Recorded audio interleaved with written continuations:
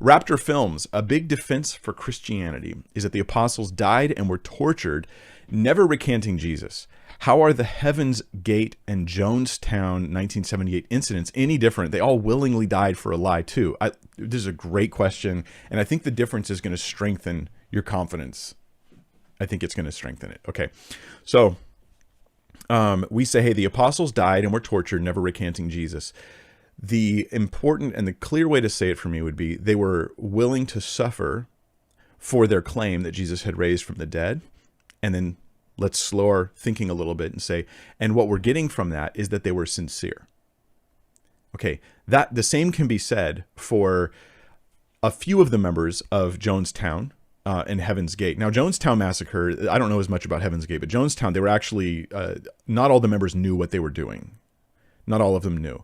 And they were forced into it in some cases. So the Jonestown Massacre is not exactly a situation of mass suicide intentional. It's more like mass murder with a few people being aware. At least that's my understanding of Jonestown.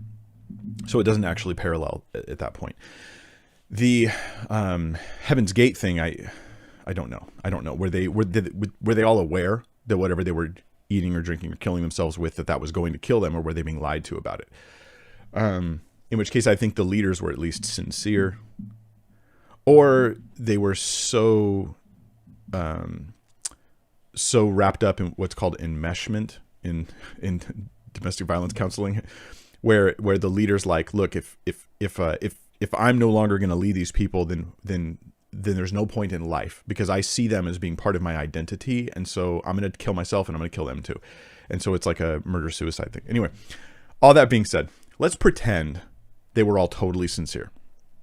Then we're drawing the same conclusion, like that they all knowingly and thoughtfully and intended to commit suicide. We're drawing the same conclusion about this group, rightly so, that we would draw about the disciples, that they were sincere. Now we add one more element that shows you the big difference, the gaping chasm between Heaven's Gate, Jonestown, and Christianity.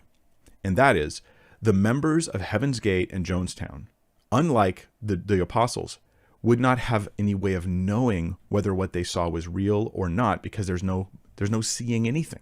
We would only say that they believed sincerely that their charismatic leaders were honest and true. That's all they believed. That's like our conclusion. On the other hand, with Christianity, it's not just them believing that Jesus, their charismatic leader, some would say, is sincere and true. It's them believing they saw him physically alive from the dead. This is a very different claim.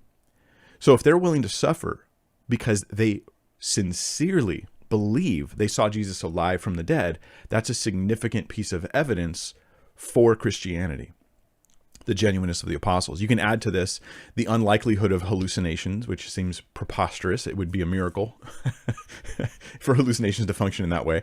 You can add to this that their intimate awareness with death, especially in their culture, but also their disinclination. Here's other items you can add. Their disinclination to believe that seeing an apparition or an image of somebody meant they were alive. When they saw something, if they did, they would have thought it was a ghost.